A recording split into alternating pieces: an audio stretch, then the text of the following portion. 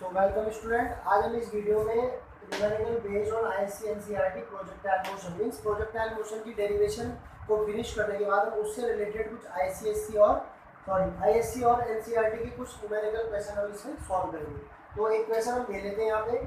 उस क्वेश्चन करने से पहले हमने जो अपनी प्रीवियस डेरिवेशन में जो डेरिवेशन बनाई थी प्रोजेक्टाइल मोशन के लिए, तो उसका हल्का सा मैंने यहाँ पे एक की फॉर्मुलेज यहाँ पे लिखे हुए हैं। सबसे पहले स्मॉल टी, फिर अगेन कैपिटल टी, फिर कैपिटल एच, फिर एच मैक्स, फिर आर, फिर आर मैक्स। तो ये हमने डिस्कस किया था, एक बार फिर से समझ लेते हैं। इससे पहले क्वेश्चन हम ले रहे हैं यहाँ पे, तो एक क्वेश्चन आप पढ़ेंगे। क्वेश्चन क्या है?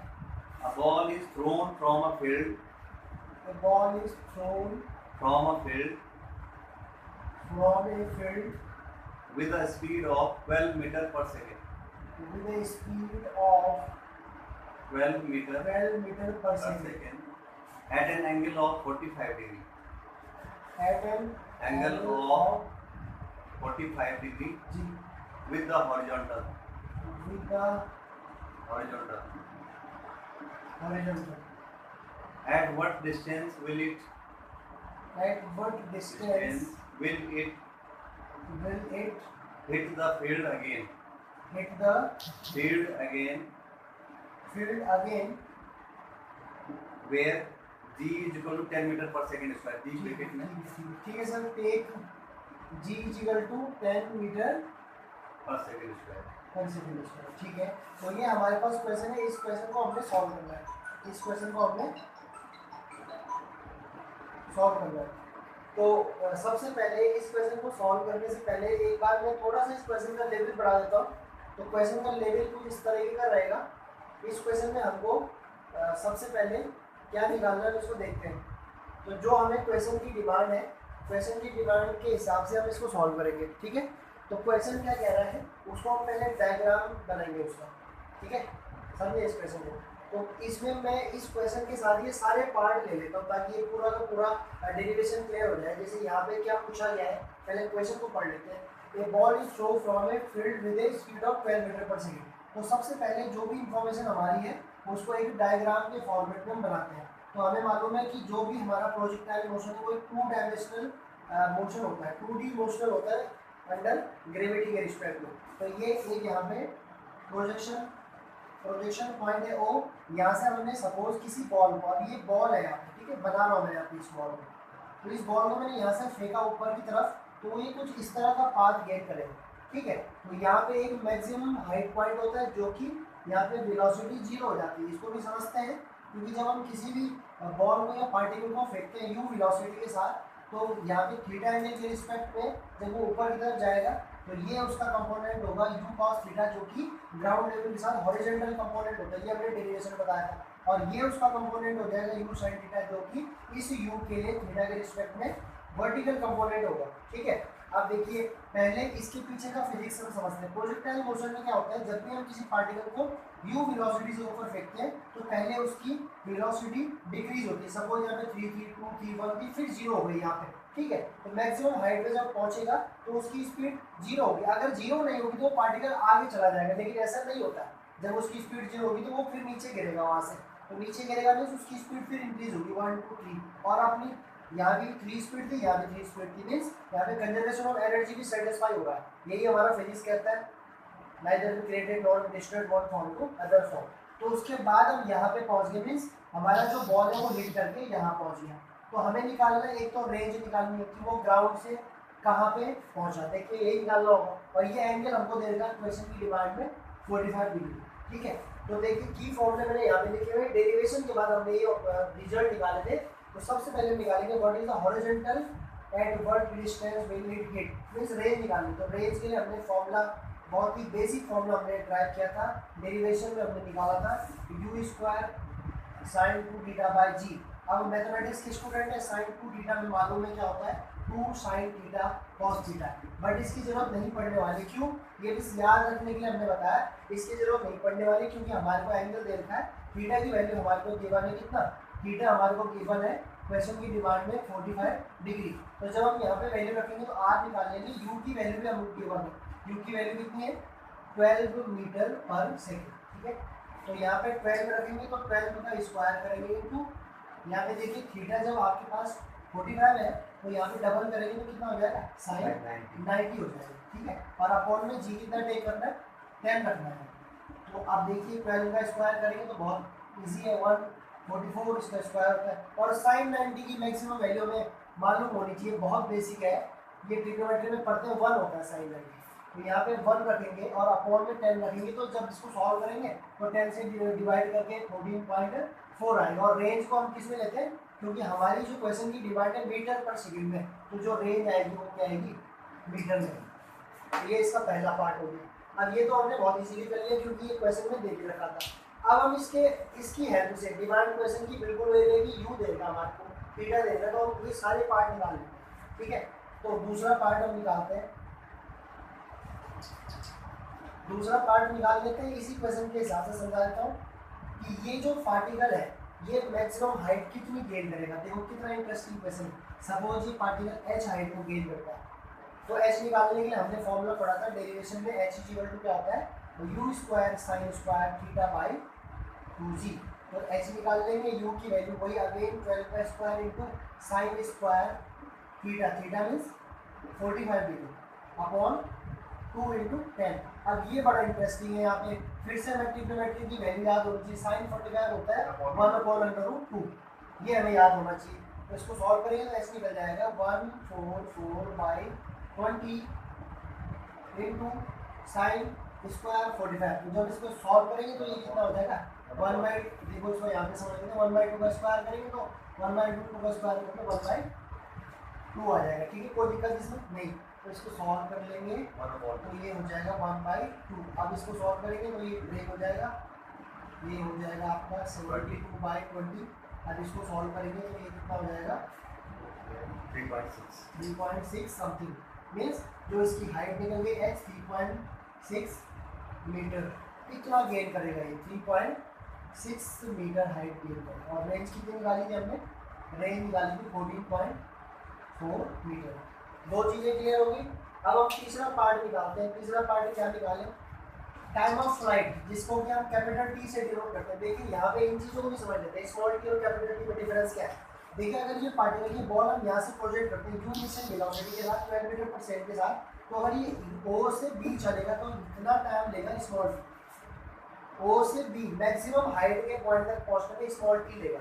अब जब ये यहाँ से फिर नीचे पहुँचेगा तो अगेन स्मॉल टी, तो स्मॉल टी में स्मॉल टी को ऐड करेंगे तो कितना आ रहा है टी प्लस टी, कितना होता है 2t।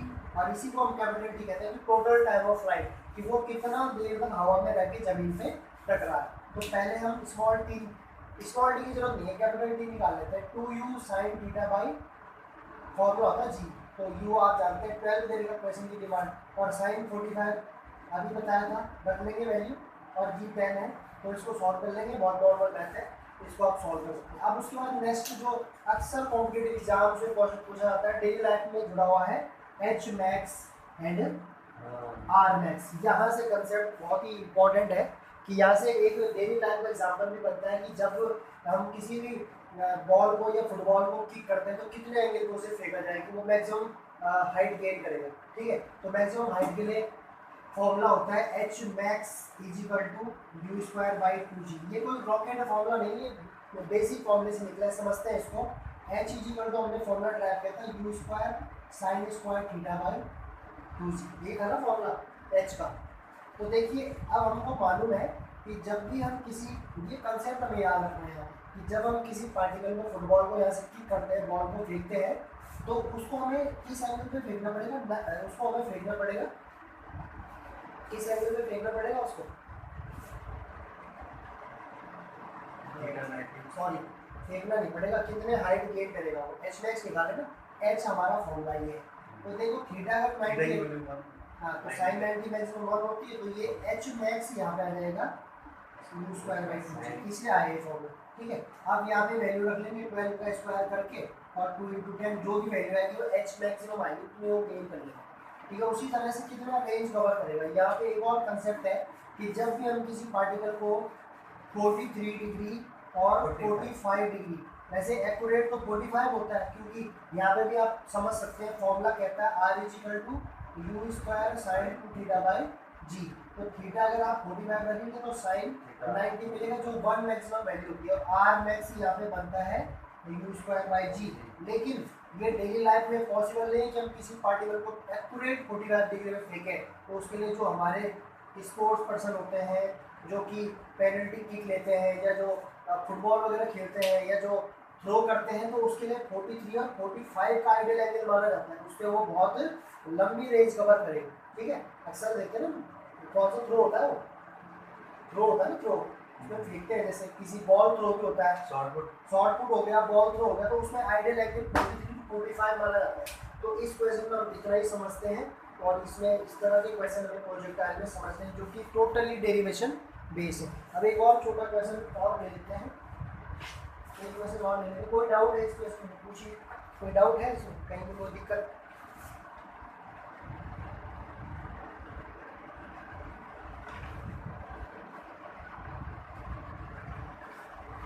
एक ये वाला क्वेश्चन एनसीईआरटी का बड़ा फेवरेट क्वेश्चन है, इसको कर लेते हैं, इसको करते हैं सर।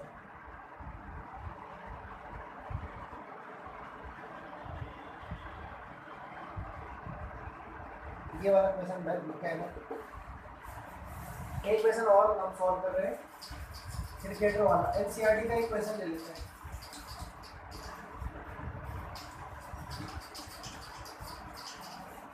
बताइए question. A cricketer can throw a ball. A cricketer can throw a ball to a maximum horizontal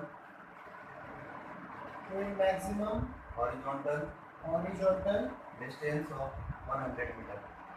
Distance of 100 meter. Yes. How much high much above the ground? high Above the ground above the ground can the cricketer